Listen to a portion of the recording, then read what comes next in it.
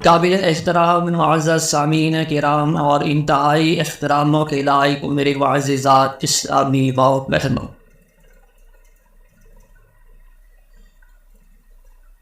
اللہ سبحانہ و تعالی نے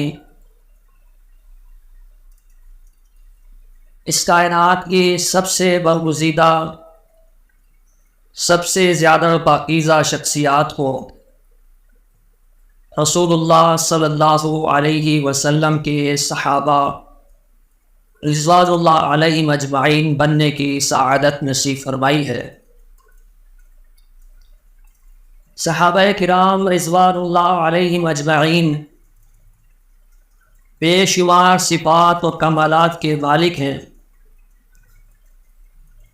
اور آپ صحابہ کرام رضوان اللہ علیہم اجمعین کی عزت و عظمت کا اندازہ اس بات سے بھی لگا سکتے ہیں کہ صحابہ کرام رضوان اللہ علیہ اجمعین کی صفات کا تذکرہ عرش و فرش کے مالک اللہ رب العزت نے اپنے قرآن مجید کے اندر فرمایا ہے۔ جہاں ان کی صفات کا تذکرہ اللہ نے اپنے قرآن میں فرمایا ہے، وہیں کل کائنات کے سردار جناب محمد رسول اللہ صلی اللہ علیہ وسلم نے اپنے پیارے فرامین کے اندر بھی ان کی صفات کا تذکرہ فرمایا ہے۔ اللہ رب العزت ان پاک پاک ہستیوں کا تذکرہ کرتے ہوئے کبھی فرماتے ہیں اولئک حزب اللہ، کہ یہ اللہ کی جماعت ہے، کبھی فرماتے ہیں اولئک هم المفلحون، تو کبھی اللہ فرماتے ہیں اولئک هم الراشدون، تو کبھی اللہ فرماتے ہیں اولئک هم الفائزون۔ مختلف انداز میں بے شمار آیات میں اللہ رب العزت نے اپنے پیارے نبی جناب محمد رسول اللہ صلی اللہ علیہ وسلم کے پیارے ساتھیوں کو، صحابہ کرام رضوان اللہ علیہ اجمعین کی صفات و کمالات کو اپنے قرآن کے اندر بیان فرمایا ہے۔ مناسبت کی حیثیت سے میں آج کے اس خطبہ جمعہ میں آپ کے سامنے صحابہ کرام رضوان اللہ علیہم اجمعین کی بے شمار صفات میں سے صرف ایک خوبی کو بیان کرنا چاہتا ہوں، اور یہ اولا ہوا ایک سبق ہے جسے میں خود بھی یاد کرنا چاہتا ہوں اور آپ سامعین و سامعات کو بھی یاد کروانا چاہتا ہوں کہ عظمت صحابہ رضی اللہ عنہم انتہائی طویل عنوان ہے، اور صرف ان کی عظمت سنا دینا، سن لینا کافی نہیں ہے۔ ان کی سیرت کو، ان کی عظمت کو بیان کرنے کا، سننے کا، سنانے کا ایک ہی مقصد ہے، وہ ہے اللہ کی رضا، ان کی سیرت کو اپنی زندگی میں شامل کرنا۔ ان کی بے شمار خوبیوں میں سے ایک ایسی خوبی کہ میں سمجھتا ہوں کہ اگر آج جو مسلمان اس خوبی کو اپنا لے گا، اس خوبی کو اپنے اندر پیدا کر لے گا، تو اللہ سبحانہ و تعالی اس شخص کو دنیا اور آخرت کی تمام بھلائی، تمام اچھائی عطا فرما دیں گے۔ انسان آج سکون کے لیے، اطمینان کے لیے، زندگی سے بے چینیوں کو، گھبراہٹ کو، ٹینشنوں کو ختم کرنے کے لیے بڑی تگ و دو کرتا ہے، بڑی محنت کرتا ہے، لیکن انتہائی افسوس کی بات یہ ہے کہ وہ راستہ کہ جس راستے میں چل کر ہر مشکل صرف ختم ہی نہیں ہوتی بلکہ ہر مشکل آسانی کے اندر تبدیل ہو جاتی ہے، ہر غم خوشی کے اندر تبدیل ہو جاتا ہے، ہر خوشی جس کے اندر ملتی ہے، ہر بھلائی جس راستے پر ملتی ہے، اس راستے کو چھوڑ کر دنیا کی خاک ہم چھان لیتے ہیں۔ آئیے عظمت صحابہ رضوان اللہ علیہم اجمعین سننے سے پہلے، صحابہ کرام رضوان اللہ علیہ اجمعین کی اس ایک خوبی کو سننے سے پہلے اپنا ذہن بنائیے کہ انشاءاللہ العزیز اس خوبی کو سننے کے بعد ہم بھی اپنے اندر اس خوبی کو پیدا کرنے کی پوری کوشش کریں گے۔ اگر آپ اپنے اندر اس خوبی کو پیدا کر لیں گے تو اس میں اگر میں اختیار کروں گا تو آپ کا کوئی بھلا نہیں، آپ اختیار کریں گے تو میرا کوئی فائدہ نہیں۔ جو بھی شخص اپنے اندر اس خوبی کو پیدا کرے گا، اگر فائدہ ہوگا تو اس کا اپنا ہوگا۔ وہ خوبی یہ ہے کہ رسول اللہ صلی اللہ علیہ وسلم کے صحابہ کرام رضوان اللہ علیہم اجمعین دل کے بہت پاکیزہ تھے۔ ان کے دلوں کے اندر اللہ کا خوف تھا، ان کے دلوں کے اندر محبت الہی تھا، ان کے دل اللہ کے خوف سے، اللہ کی محبت سے مزین ہو چکے تھے، پاک صاف تھے، پاکیزہ تھے، صاف ستھرے تھے۔ ان میں نہ کوئی حسد تھا، ان میں نہ کوئی غیبت تھی، ان میں نہ کسی کے خلاف پروپیگنڈے تھے، ان میں نہ بغاوت کے جراثیم تھے۔ وہ صرف اور صرف اللہ کے ساتھ لگاؤ لگانے والے، اللہ کے ساتھ ڈرنے والے، اللہ کے حکموں کے مطابق، رسول اللہ صلی اللہ علیہ وسلم کے حکموں کے مطابق اپنی زندگی کو بسر کرنے والے تھے۔ صحابہ کرام رضوان اللہ علیہ اجمعین کی بے شمار خوبیوں میں سے ایک یہ خوبی، اگر یہ خوبی ہمیں سمجھ آ جائے تو یقیناً ہماری زندگی بھی سمجھ جائے گی، آخرت بھی سمجھ جائے گی، اور ہمیں عظمت صحابہ بھی سمجھ آ جائے گی رضی اللہ عنہم۔ اللہ تبارک و تعالیٰ نے قرآن مجید کے کئی مقامات پر ان کے پاکیزہ دلوں کا تذکرہ کیا ہے۔ اللہ تعالیٰ سورۃ الفتح میں فرماتے ہیں کہ اللہ رب العزت نے صحابہ کے دلوں میں جھانک کر دیکھا تو ان کے دلوں کے اندر اللہ تبارک و تعالیٰ کی محبت کے جذبات بھرے ہوئے تھے، اللہ کی محبت کے جذبات تھے۔ اللہ نے پھر ان کے دلوں پر اپنی سکینت کو نازل فرما دیا۔ معلوم ہوا کہ جن دلوں کے اندر اللہ کی سچی محبت ہو، اللہ رب العزت ان دلوں کے اندر سکینت کو، اطمینان کو، سکون کو شامل فرما دیتے ہیں۔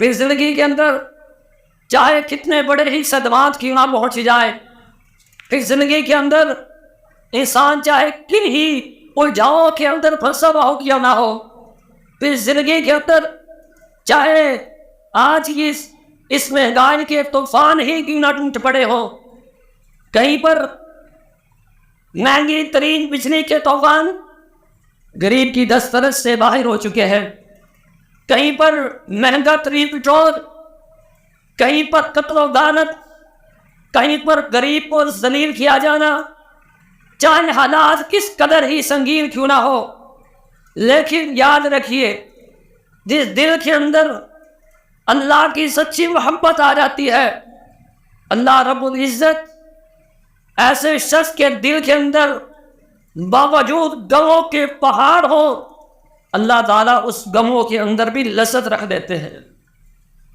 بڑے سے بڑا غم بھی پھر انسان کو پریشان نہیں کرتا۔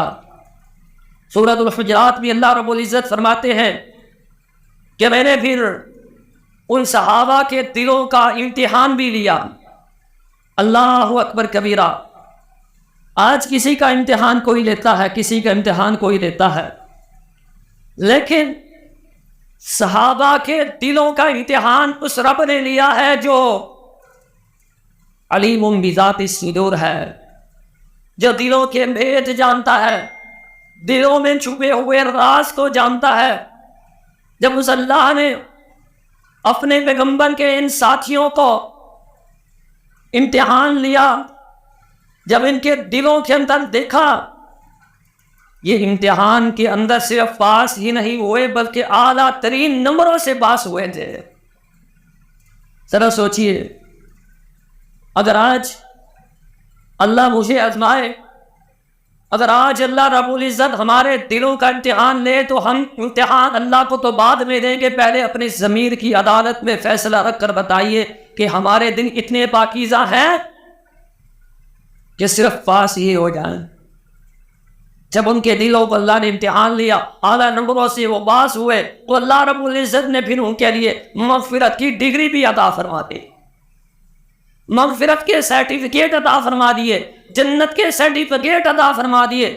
کئی صحابہ کو تو زندگی کو اندر ہی اللہ رب العزت کی طرف سے نبی صلی اللہ علیہ وسلم کی زبانی یہ جنت کی بشارتیں دی گئی کہ ابو بکر فی الجنہ، عمر فی الجنہ، دیگر صحابہ کرام رضوان اللہ اجمعین کو دنیا کے اندر ہی جنت کی بشارتیں دی گئی، بلکہ حضرت عثمان رضی اللہ تعالیٰ عنہ کو فرمایا گیا تھا کہ عثمان رضی اللہ تعالیٰ عنہ، اگر آج کے بعد اگر آپ کوئی نیک عمل نہ بھی کرے تو اللہ رب العزت نے آپ کے نام جنت الاٹ کر دی ہے۔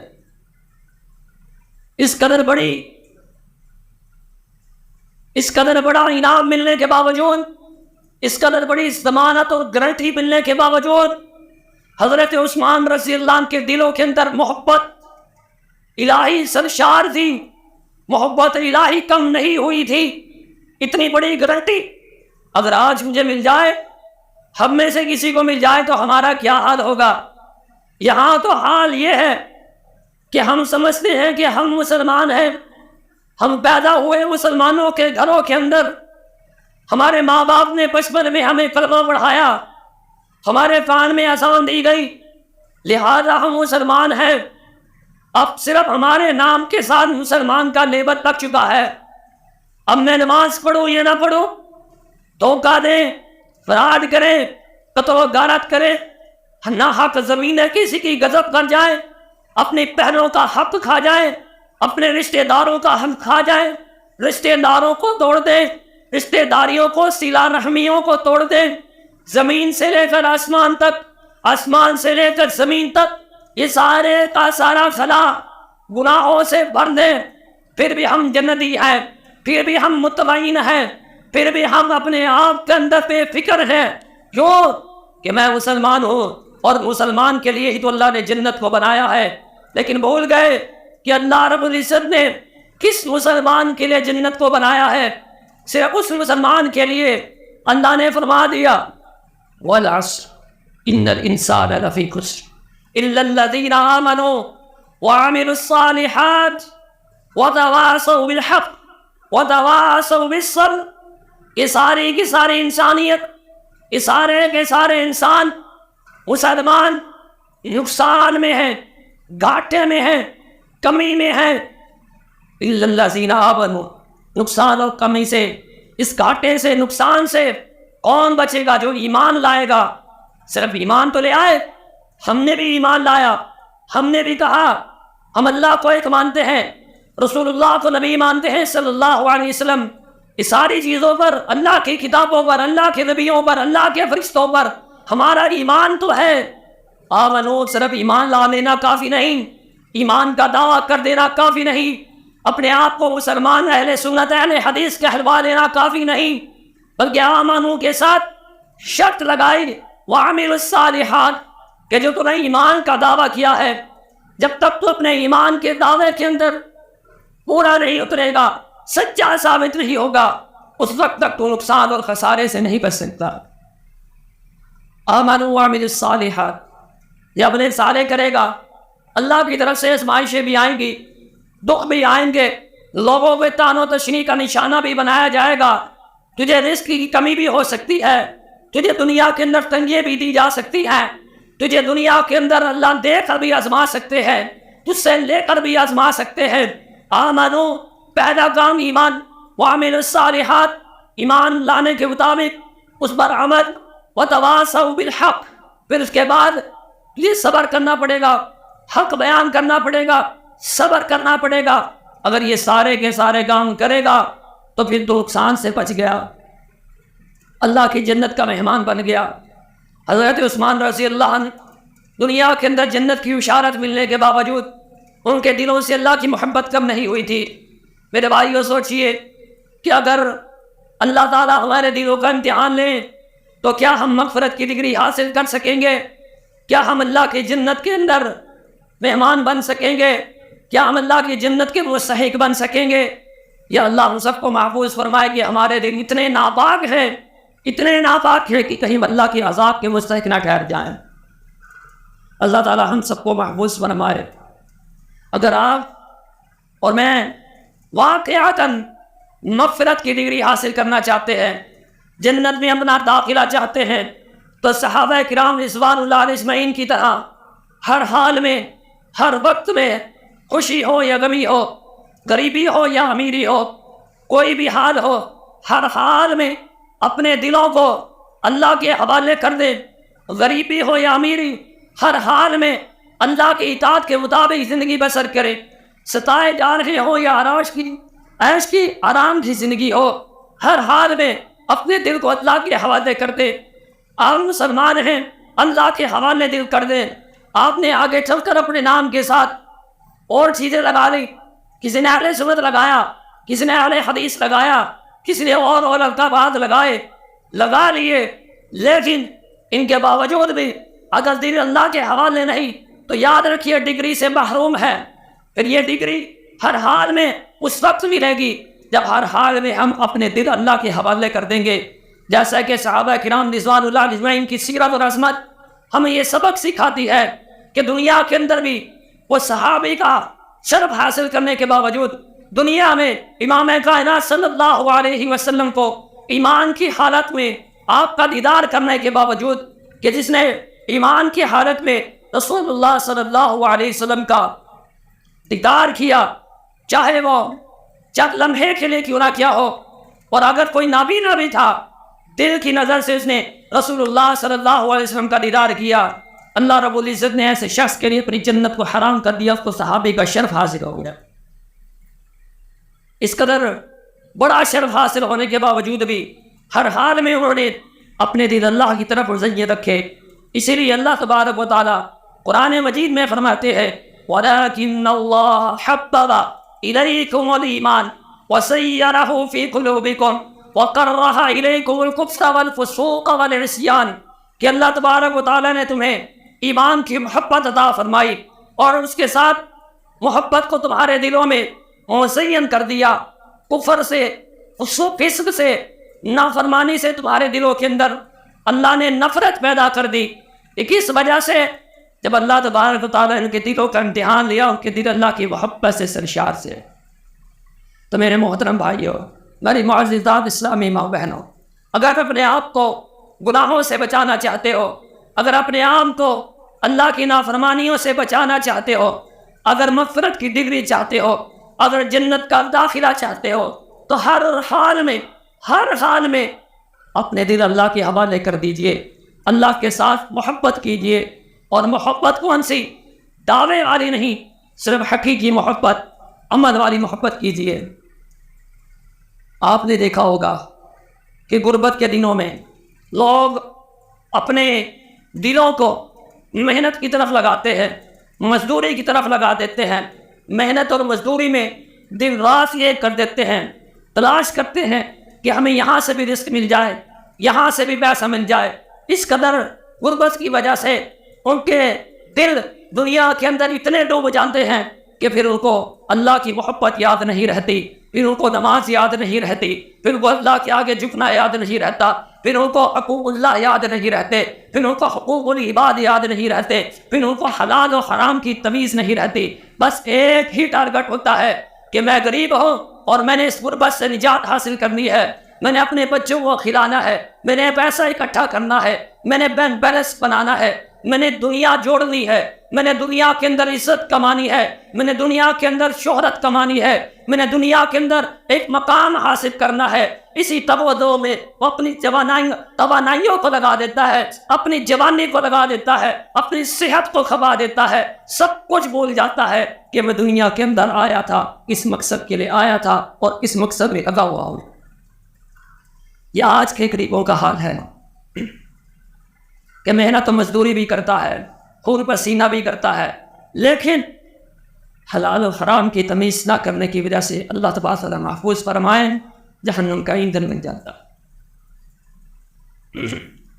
اگر آج کا میں یہ کہتا ہوں، اگر آج کا آپ دنیا کا سب سے قریب ترین انسان بھی لے آئیں، سب سے قریب ترین انسان لے آئیں، اور صحابہ کرام رضوان اللہ اجمعین میں سے کسی ایک غریب صحابی کے ساتھ اس کا موازنہ کرے، تو آج کا جو سب سے قریب ترین انسان ہے، جب صحابہ کے ساتھ اس کی غربت کا موازنہ کیا جائے گا تو آج کا سب سے قریب ترین انسان بھی شاہی زندگی بسر کرنے والا تصور کیا جائے۔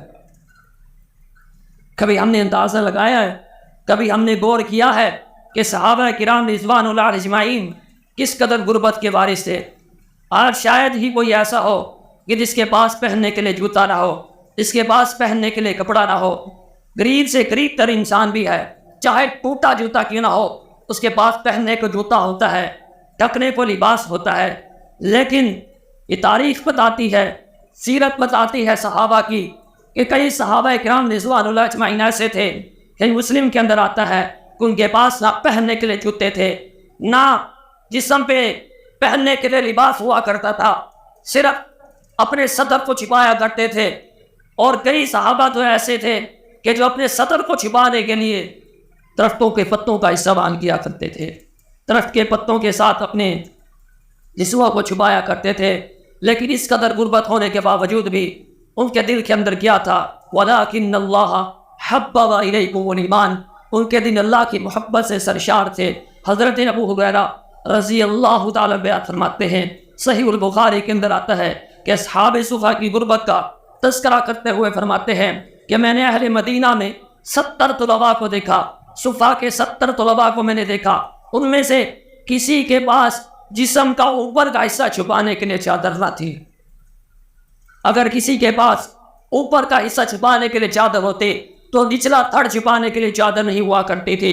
وہ اپنی گردنوں کے اندر چادروں کو لٹکا لیا کرتے تھے تاکہ وہ اپنے سطر کو چھپا سکیں۔ اس کے باوجود بھی ان کی آدھی پیڑیاں جو ہے وہ نظر آیا کرتی تھیں، ٹخنوں تک بھی ان کی چادریں نہ پہنچا کرتی تھی۔ اس قدر غربت کا عالم کہ یہاں تک پڑھا کہ صحابہ کرام رضوان اللہ اجمعین غربت کے عالم کی وجہ سے درختوں کے پتے چبا چبا کر گزارا کیا کرتے تھے۔ ایسے درخت کے پتے کھا کھا کر ان کے پاخانے بھی جو آیا کرتے تھے اس طرح آیا کرتے تھے جس طرح کے بکروں کی، جانوروں کی منگنے ہوا کرتی ہے۔ لاؤ ایسا کوئی غریب، غربت کے رونے والوں، غربت کا رونا رونے والوں، ہر وقت غربت کی لاڑ لگانے والوں کہ غربت غربت غربت، مہنگائی مہنگائی مہنگائی کے رونے والوں، آؤ ان غریب صحابہ کا موازنہ کر کے دیکھو کہ تمہاری غربت کیا ان سے زیادہ ہے یا کم ہے، اور پھر اپنے ایمان کا موازنہ کر کے دیکھو۔ اس قدر غربت کے باوجود بھی صحابہ کے دل اللہ کی محبت سے سرشار تھے، صحابہ کے دلوں کے اندر اللہ کی محبت کے جذبات تھے۔ اسی وجہ سے آج تک صدیاں گزر گئی، جب تک یہ دنیا قائم ہے اس وقت تک عظمت صحابہ بیان ہوتی رہے گی، لوگ سنتے رہیں گے، سناتے رہیں گے۔ اللہ رب العزت نے ان کو ایسا مقام عطا فرمایا کہ ان کی عظمت، ان کی صفات، ان کی خوبیاں قرآن بنا کر ہمارے دلوں کے اندر پیش کر دی، محفوظ کر دی۔ جب تک یہ دنیا رہے گی قرآن رہے گا، جب تک قرآن رہے گا اس کی تلاوت ہوتی رہے گی، جب تک قرآن کی تلاوت ہوتی رہے گی عظمت صحابہ کا نعرہ بلند ہوتا رہے گا۔ یہ اللہ نے ایسی شان عطا فرمائی کہ ہم نے کسی صحابی کو دیکھا نہیں ہے، کسی صحابی کو ہم نے دیکھا نہیں ہے، لیکن نہ دیکھنے کے باوجود ہم نے قرآن میں ان کی خوبیوں کو پڑھا، نبی صلی اللہ علیہ وسلم کے پیارے فرامین میں ان کی خوبیوں کو پڑھا۔ ان کی خوبیوں کو پڑھنے کے بعد بھی ہمارے دلوں کے اندر ان کی محبت تڑپتی ہے، ہمارے دلوں کے اندر ان کی محبت قائم ہے۔ یہ اللہ نے ان کو مقام عطا فرمایا ہے، کس وجہ سے؟ وَلَٰكِنَّ اللَّهَ حَبَّبَ إِلَيْكُمُ الْإِيمَانَ وَزَيَّنَهُ فِي قُلُوبِكُمْ، کہ ان کے دلوں کے اندر اللہ کی فرما برداری، اللہ کا خوف تھا، اور ان کے دلوں کے اندر کفر سے، اللہ کی نافرمانی سے نفرت پائی جاتی تھی۔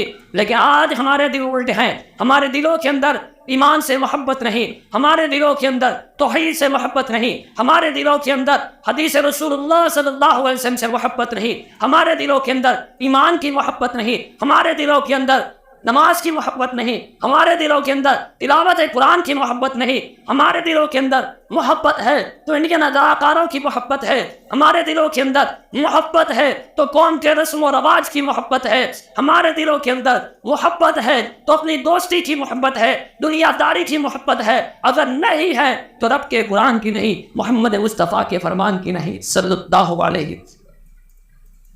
صحابہ کرام رضوان اللہ علیہ اجمعین کے دلوں کے اندر اللہ کا قرآن دیکھا جاتا تھا، ان کے دلوں کے اندر اللہ کا خوف ہوا کرتا تھا، اسی وجہ سے اللہ رب العزت نے ان کو اتنی عظمتیں دی۔ آئیے میں آپ کی ملاقات ایک غریب صحابی سے کروا دیتا ہوں تاکہ ایمان تازہ ہو جائے، یہ معلوم ہو سکے کہ آج ہم کس مقام پر ہیں اور صحابہ کرام کس مقام پر کھڑے تھے، ان کی غربت کا حال عالم کیا تھا۔ حضرت عبداللہ بن عمر رضی اللہ تعالیٰ فرماتے ہیں کہ اللہ کے بندے ایک دفعہ صحرا کے اندر سفر کر رہے تھے، صحرا کے اندر تپتی ہوئی زمین ہے، تپتی ہوئی ریت ہے، صحرا ہے، دور تک آبادی نظر نہیں آتی، گرمی کا شدید گرمی کا عالم ہے۔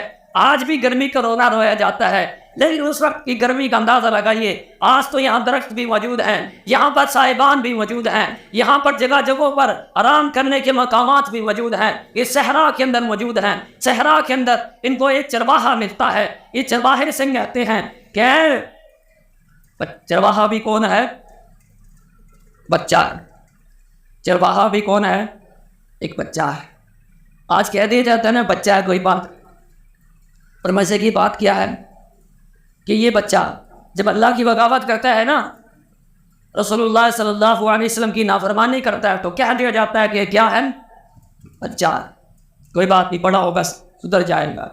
اگر یہی بچہ باپ کی نافرمانی کرتا ہے تو باپ تھپڑ رسید کر دیتا ہے، تو یہ تمیز نہیں، ماں کی نافرمانی کرتا ہے ماں مار دیتی ہے، سزا دے دیتی ہے، اسکول کا ہوم ورک نہ کرے سزا دی جاتی ہے، ٹیوشن نہ جائے سزا دی جاتی ہے، سکول نہ جائے سزا دی جاتی ہے، پوچھا جاتا ہے، سرزنش کی جاتی ہے، سوالات کیے جاتے ہیں، دیکھ بھال کی جاتی ہے۔ قرآن نہ پڑھے کوئی مسئلہ نہیں، حدیث نہ پڑھے کوئی مسئلہ نہیں، نماز نہ پڑھے کوئی مسئلہ نہیں، کیوں کہ ابھی بچہ۔ اے فور ایپل نہ پڑھے، بی فور بال نہ پڑھے، سی فور کیٹ نہ پڑھے، بٹھایا جاتا ہے، سمجھایا جاتا ہے، رٹا لگوایا جاتا ہے، پڑھایا جاتا ہے، مہنگی فیسیں ادا کی جاتی ہے، وقت دیا جاتا ہے، لے کر جایا جاتا ہے، لے کر آیا جاتا ہے، وقت کی پابندی، اچھے لباس کی پابندی، سواری کی پابندی، سہولیات کی پابندی، نئی کتابیں، نئی کاپیاں، بہت سارے خرچے کیے جاتے ہیں کیا پڑھانے کے لیے۔ لیکن یہی بچہ جب علی باتا ساجم ہا خواہ نہ پڑھے، جب یہی بچہ قل هو اللہ احد سے ہی نہ پڑھے، جب یہی بچہ الحمدللہ رب العالمین نہ پڑھے، جب یہی بچہ نماز نہ پڑھے تو کہہ دیا جاتا ہے بچہ ہے۔ اے فور ایپل پڑھاتے ہوئے کیوں نہیں کہا کہ یہ بچہ ہے، کوئی بات نہیں پڑھتا تو نہ پڑھے۔ جب وہ بڑا ہو جاتا ہے باپ کاروبار پہ ساتھ لے جاتا ہے، کاروبار نہ کرے تو ڈانٹ دیا جاتا ہے، نماز نہ پڑھے تو پوچھا نہیں جاتا۔ یہ کیسا انصاف ہے؟ کس کو اہمیت دی ہے؟ کس کو؟ ایک طرف اذان کی صدا ہوتی ہے، حی علی الصلاۃ، حی علی الفلاح، ایک طرف دوست کی کال آ جاتی ہے، دوست کی پکار ہوتی ہے، یہ کس کو ترجیح دیتا ہے؟ کس کو ترجیح دیتا ہے؟ اس کے نزدیک، اس کے دل کے اندر محبت کس کی ہے بتانا یہ چاہتا ہے۔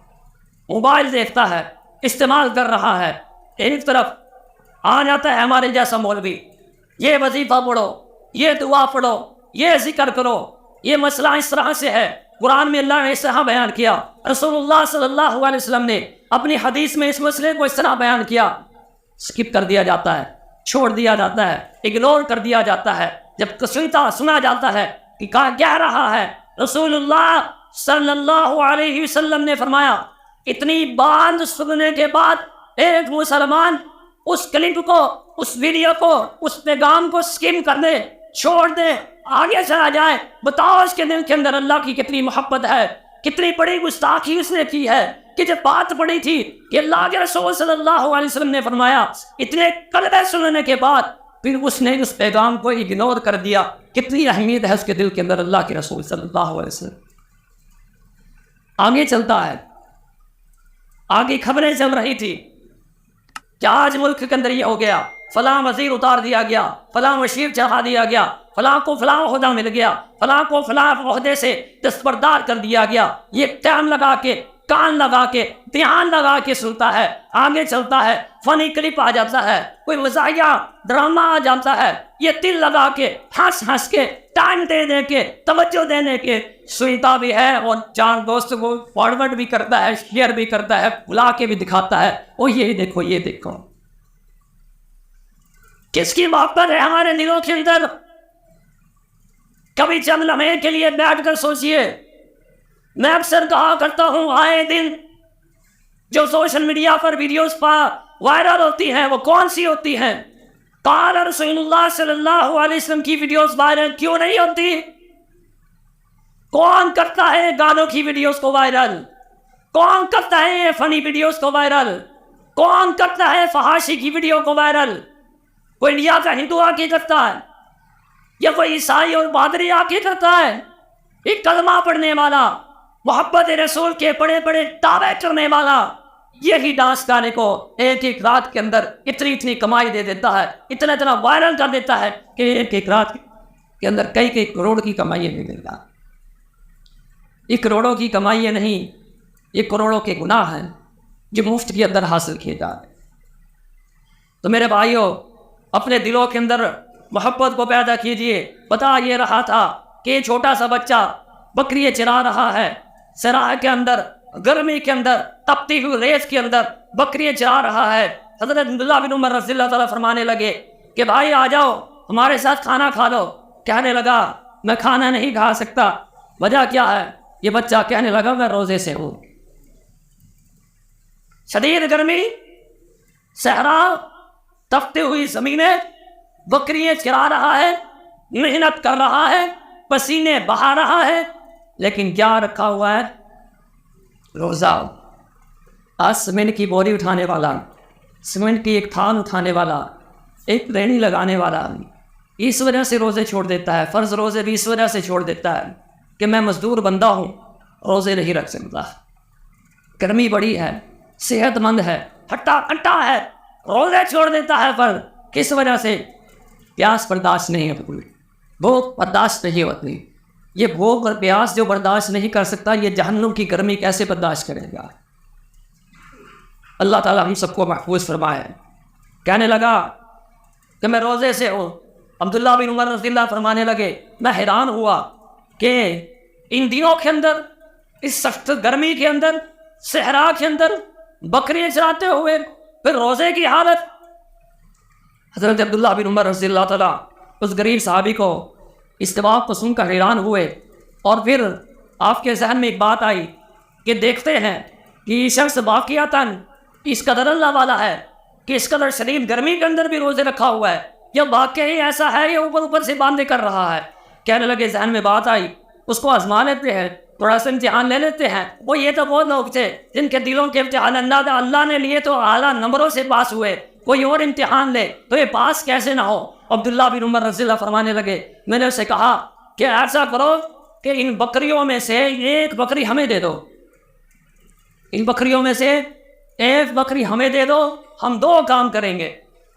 ایک تو یہ کہ اس کی نقد بہت اچھی قیمت تمہیں دیں گے. اتنی بڑی آفر، بکریوں کا ریوڑ ہے، ایک بکری بیچ بھی دیں تو کوئی فرق پڑنے لگا؟ نہیں پڑنے لگا. اور قیمت بھی دگنی مل رہی ہے. اور کس کو مل رہی ہے؟ جو غریب ترین ہے، جو ضرورت مند ہے، پیسے کی ضرورت ہے. سوچو مجھے اگر ایسی آفر مل جائے، مجھے اگر غربت کے اندر پیسے کی ضرورت ہو، انتہا کی ضرورت ہو، کوئی حرام طریقے سے میرے پاس آفر لے کے آ جائے، قبول کروں گا یا نہیں؟ مسلمان ہوں نا میں بھی تو بڑے بڑے دعوے کرتا ہوں. کہا تجھے دو چیزیں دیں گے، ان کو اس کی نقد قیمت بھی دیں گے، تیرے کام آئے گی، تیرا فائدہ ہوگا، تیری مالی پوزیشن بہتر ہو جائے گی، غربت سے نجات مل جائے گی، تو بھی یہ جو غلامی کی زندگی بسر کر رہا ہے چھٹکارا مل جائے گا، مرضی کی زندگی بسر کرے گا، کسی کی غلامی نہیں کرنی پڑے گی، کسی کی نوکری نہیں کرنی پڑے گی. دوسرا فائدہ یہ ہوگا کہ ہم تجھے اس بکری کا گوشت بھی دے دیں گے. پھر اس سے روزہ بھی افطار کر لینا، مزے مزے سے بکری کا گوشت کھانا، اللہ اکبر، چھوٹا گوشت بھی مل رہا ہے، بکری کا تازہ گوشت بھی مل رہا ہے، مزے سے کھانا۔ صحرا کے اندر یہ چرواہا بچہ حضرت عبداللہ بن عمر رضی اللہ عنہ کی باتیں سن کر کہتا کیا ہے؟ کہتا ہے کہ یہ بکری میری نہیں ہے، میں ان کو فروخت نہیں کر سکتا، یہ میرے مالک کی بکریاں ہیں، میں ان کو فروخت نہیں کر سکتا۔ عبداللہ بن عمر رضی اللہ عنہ نے پھر آزمایا، کہنے لگے یار بکریوں کا ریوڑ ہے، ایک بکری بیچ دو گے تو کچھ نہیں ہوتا، صرف ایک چھوٹا سا بول بولنا ہے، تمہاری جان بچ جائے گی، غربت سے نجات مل جائے گی۔ ایک جھوٹ سے اگر غربت دور ہوتی ہو تو آج کا مسلمان تو انتظار میں ہے، آج کا مسلمان تو انتظار میں ہے کہ کب وہ موقع آئے جب مجھے غربت سے نجات ملے۔ یہ حالات کے پیش نظر ان باتوں پر میں زیادہ زور دے رہا ہوں۔ غربت کا رونا روتے ہیں، مہنگائی کا رونا سچ ہے، جھوٹ نہیں ہے۔ اس کی حقیقی وجہ کی طرف غور کیجئے، اس کی حقیقی وجہ بھی ہم خود ہیں۔ یہ مہنگائی کے طوفان جو ٹوٹ رہے ہیں، اس کی حقیقی وجہ بھی ہم خود ہیں۔ ہم ناانصافی یہ کرتے ہیں، اگر میں بات کروں تو لوگ کہیں گے کہ دیکھا مولوی صاحب اپنی بات پر آ گئے۔ سوچئے جن لوگوں کا 1 لاکھ میں گزارا نہیں ہوتا، وہ اپنے امام مسجد کو کہتے ہیں 15,000 میں گزارا کر۔ انصاف ہے نا؟ تو اللہ کی طرف سے پھر تمہارے اوپر بھی مہنگائی کے عذاب ٹوٹے گی نہیں؟ اللہ تعالیٰ ہم کو سمجھنے کی توفیق نصیب فرمائے۔ دوسروں کا جو حق کھا رہے ہو نا، خاص طور پر اپنے پیشواؤں کا، اپنے ائمہ کا، جو تک رہے ہوتے ہیں تمہارے ہاتھوں کی طرف، جو دس رہے ہوتے ہیں تمہارے منہوں کی طرف، جو کسی پریشانی میں مبتلا ہوتے ہیں تو پریشان رہ جاتے ہیں، لیکن اللہ تبارک و تعالیٰ اپنے بندوں کو ضائع نہیں کرتا۔ یہ تو بدنصیبی ان لوگوں کی ہے جو اپنے اماموں کا خیال نہیں کر سکتے، جو اپنے خطیبوں کا خیال نہیں کر سکتے، جو اللہ والوں کا خیال نہیں کر سکتے۔ ان ناچ گانے پر کنٹریوں پر لاکھ روپے لٹانے والے امام کی باری آتی ہے تو کہتے ہیں کہ آج صحابہ کرام تو بھوکے رہ کے گزارا کیا کرتے تھے۔ اللہ پر کبیرہ۔ کہنے لگے میں بکریاں نہیں بیچ سکتا، کہنے لگے کہہ دینا مالک سے ایک چھوٹا سا جھوٹ، چھوٹی سی بات کہہ دینا کہ بکری کو بھیڑیا کھا گیا۔ حضرت عبداللہ بن عمر رضی اللہ فرماتے ہیں کچھ چرواہے نے جب میری اس بات کو سنا تو آسمان کی طرف نظر کو اٹھا لیا، آسمان کی طرف نظر کو اٹھایا اور کہنے لگا این اللہ، این اللہ، اللہ کہاں ہے؟ اور میں اپنے مالک کو، دنیا کے مالک کو تو جھوٹ بول دوں گا، دنیا کے مالک سے کہہ کر میں غربت سے نجات تو حاصل کر لوں گا، لیکن این اللہ، اور میرا رب تو مجھے دیکھ رہا ہے، اللہ کہاں ہے؟ اللہ کو کیا جواب دوں گا؟ اللہ کے ہاں کیا کرے گا؟ وہاں پر جا کے اللہ کے سامنے کس منہ سے جائے گا کہ این بکری کی خاطر ایمان کی بلی چڑھا دی، ایمان کو قربان کر دیا؟ یہاں پر بھی ٹکوں کی خاطر ایمان فروخت ہو جاتے ہیں۔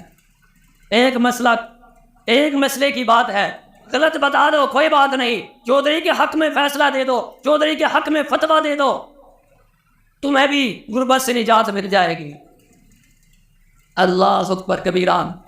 حضرت عبداللہ بن عمر رضی اللہ فرماتے ہیں کہ میری حیرانگی میں مزید اضافہ ہو گیا، اور میں جب بھی یہاں سے گیا جا کر میں آسمان کی طرف دیکھتا، میری زبان پر یہی لفظ جاری ہوتے، این اللہ، این اللہ، این اللہ۔ جب ہمارے دلوں کے اندر بھی یہ بات آ جائے گی کہ اللہ کہاں ہے تو یقین کیجئے زندگی بدل جائے گی۔ عبداللہ بن عمر رضی اللہ فرماتے ہیں مدینے پہنچ کر میں نے اس غلام کو آزاد کروایا، وہ ساری مالک سے بکریاں خریدی اور وہ بکریاں خرید کر اس قریب چرواہے کو بھی دے دی، اس کو آزاد بھی کروا دیا۔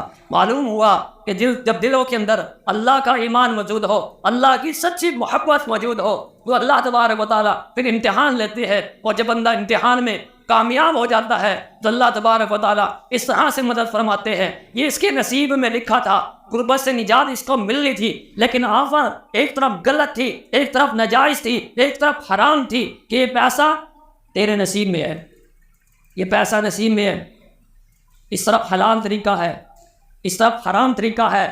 اب بندہ درمیان میں کھڑا ہے، اب اس کو کھچاؤ پڑتا ہے حرام کی طرف، نصیب میں ہے۔ یاد رکھیے جو چیز آپ حرام اور ناجائز طریقے سے حاصل کرتے ہیں وہ بھی اللہ نے آپ کے نصیب میں لکھی تھی، لیکن اللہ رب العزت نے آپ کو آزمایا تھا، آپ کو یہ اوسر دی تھی، اما شاکرا و اما کفورا، یہ ناجائز طریقہ ہے، یہ حرام طریقہ ہے، یہ حلال طریقہ ہے، یہ صحیح طریقہ ہے، بندے چیز تیری ہے، اب تو حرام سے حاصل کر یا حلال سے حاصل کر، یہ اختیار تجھے دے دیا ہے۔ اب بندہ جب حلال سے حاصل کرتا ہے اللہ برکتیں عطا فرما دیتے ہیں، اللہ مزید عطا فرما دیتے ہیں، جب حرام سے حاصل کرتا ہے تو اللہ تبارک و تعالیٰ اس میں سے برکت ختم کر لیتے ہیں، انسان لالچی ہو جاتا ہے، لاکھوں کروڑوں کمانے کے باوجود بھی اس کے گھر میں کبھی پوری نہیں پڑتی۔ اللہ رب العزت دعا ہے کہ اللہ احکم الحاکمین ہمیں ایمان کو سمجھنے کی، سچا ایمان اپنے دلوں میں پیدا کرنے کی توفیق نصیب فرمائے۔ سبحان ربک رب العزت عما یصفون وسلام علی المرسلین والحمد للہ رب العالمین۔